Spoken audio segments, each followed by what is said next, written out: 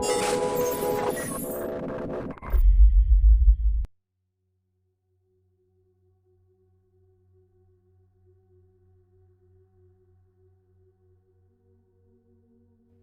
عليكم ورحمة الله وبركاته. ملايين sano ka hor dhulku wuxuu ahaa mid aad isku dhow, taasi oo muujinaysa in socdaalka meelkan ay ka fududaayeenba ay ka dhoweyd socdaalka haatan.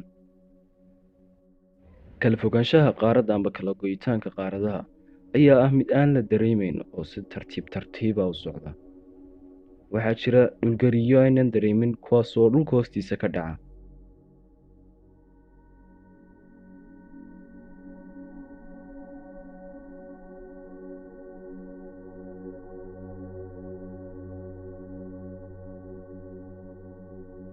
Bariga Afrika ayaa waxaa isha lagu hayaa inuu ka go'i doono qaaradda Afrika, taasi oo ay muujinayaan caddaymo ka dhacay dhulka dushiisa.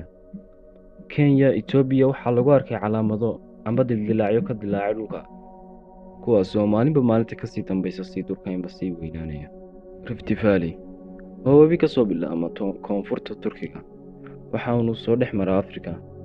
Waa webi hoos u qodan, waxaanu hoos u qodan yahay 6400 kiiloomitir. runtii webigani gudihiisa waxaa ka dhaca dhulgariiryo kuwaas aynaanu awood u lahayn inaynu dareenno, taasi oo caddayn kalena u noqon karta inuu Afrika ay ka goyn doonto qaaraddaasi oo ah bariga Afrika.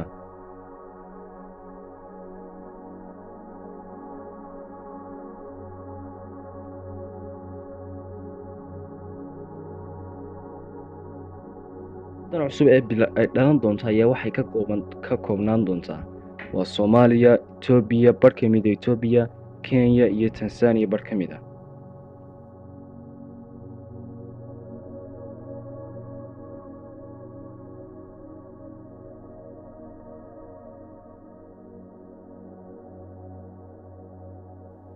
laakiin arrintani dhici mayso waqti yar amba waqti kooban amba waqti dhow, laakiin waxa uu qaadanayaa malaayiin sano sida ay culimmadu sheegayaan.